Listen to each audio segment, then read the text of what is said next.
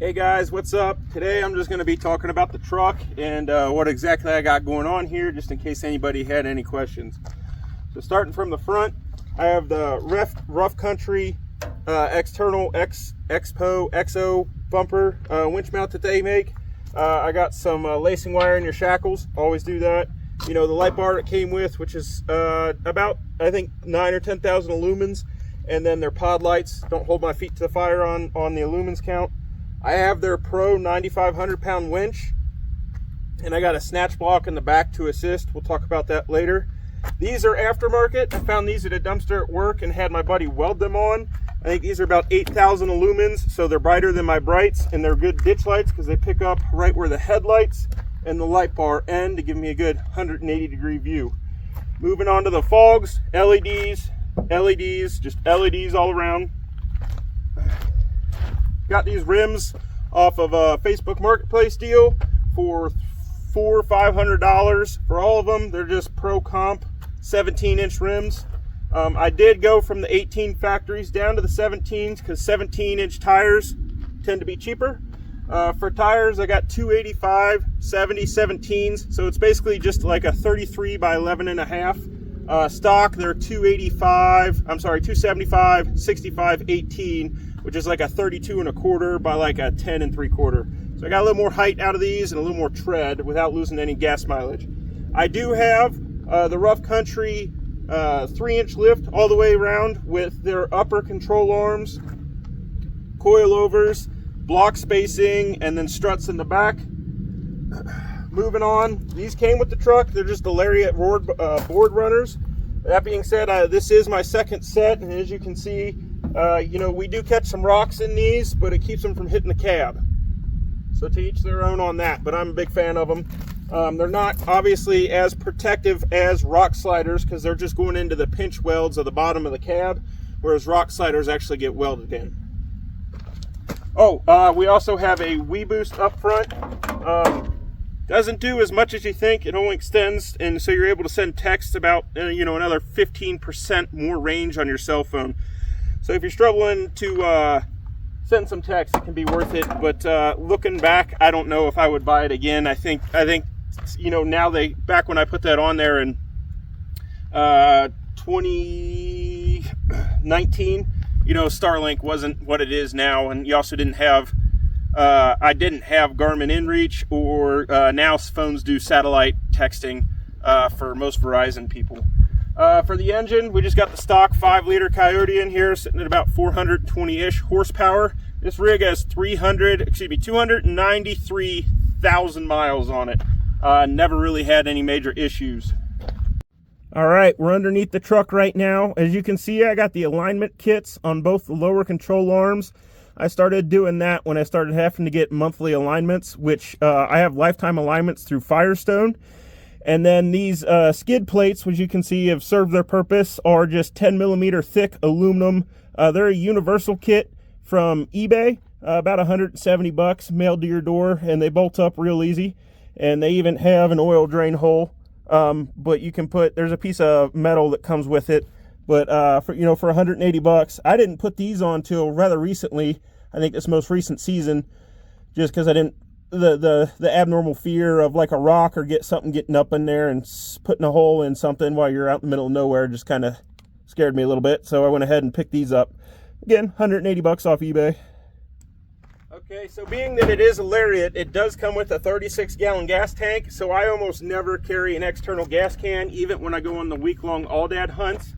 That being said, it might change, but you know, getting 15 miles a gallon and having 36 gallons, even if I'm idling it all night for a couple of nights, not that I've ever really done that either, but you know, starting it in the morning, I think the most recent all-dad hunt, I went through a quarter tank, and that was driving from the gas station 2 hours, starting it in the morning because I was cold and sitting in it eating breakfast, and then driving it up and down the ranch and 2 hours back. Went through a quarter of a tank. This season when I was elk hunting, I did go through about 5 gallons a day, but there was a gas station right next to the bunkhouse.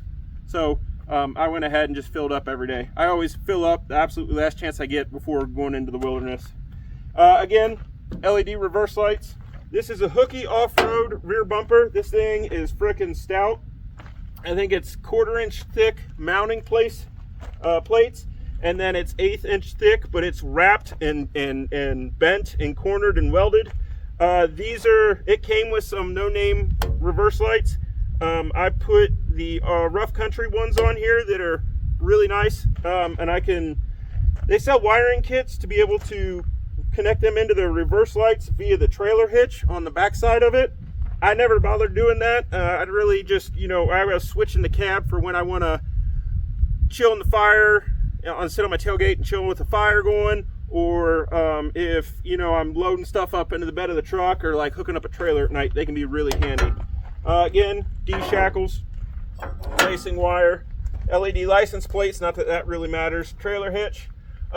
This is a Hooky off-road roof rack. I got the lower one to keep it even with the cab. They do sell one that's the same height as the cab. And then this is obviously the rough country tent. I've had this for a minute and I've had my struggles with it. I don't know if I would buy it again. I don't think I would, because when it's cold, it only takes 2 minutes to set up, but when it's cold, packing it back up just sucks on your hands, and your buddy's sitting in the cab of the truck laughing, getting warm. They've sent me replacements and they keep good on their warranty, but it's still just annoying because it's such a pain in the butt and it ships via freight. So this one, I took PVC pipes and slid it over the poles because the poles would bend.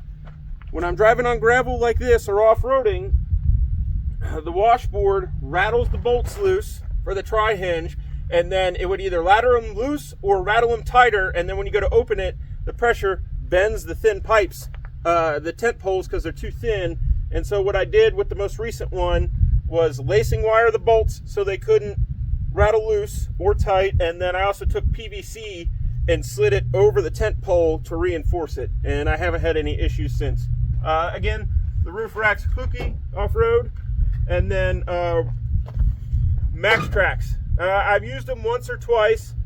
They do work more so for mud and snow. I did use them once to try and bridge a gap, and they claimed that they can hold like an LMTV, which is a light tactical military vehicle that's like a deuce and a half, the new version of it. We drove over them with an F-250, and it was only spanning like an 8-inch or 10-inch gap, and it just immediately snapped in half. That was a pretty good laugh.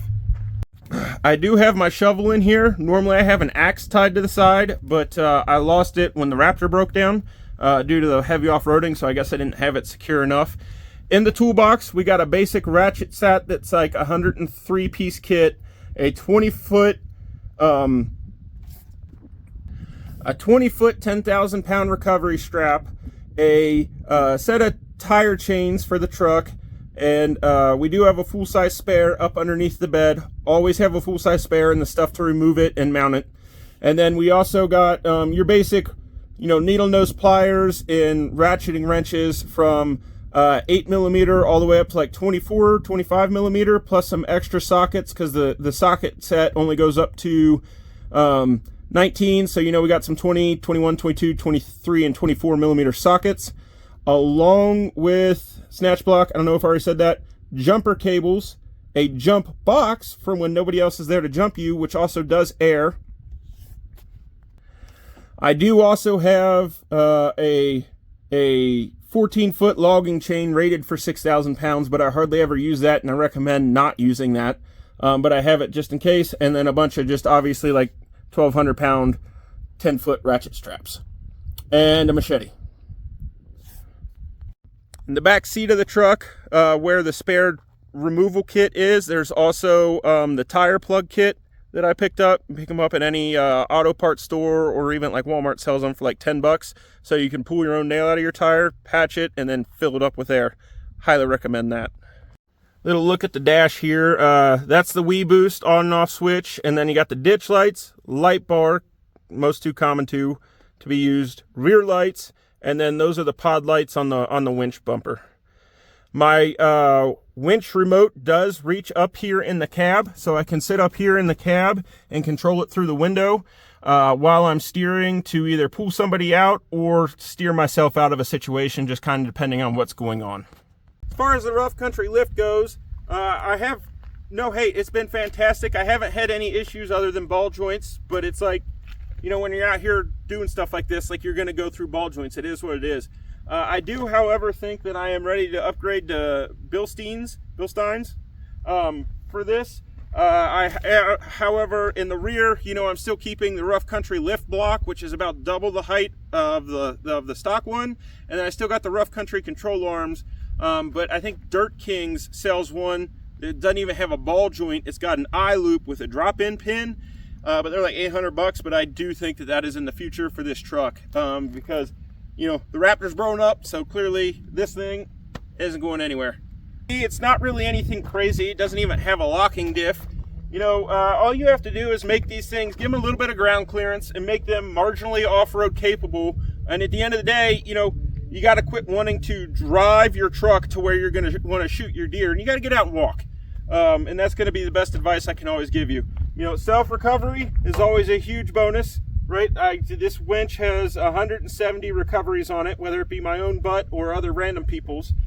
And, you know, it's just one of those things, is like, it's paid for itself and it's worth its weight in gold when you're stuck. But you know, at the end of the day, you got to be able to get out, and you gotta walk. So it's really not that big of a deal. If you have any other questions about the truck or what's going on, feel free to comment and I'll try and fill you in. Thanks for watching, guys.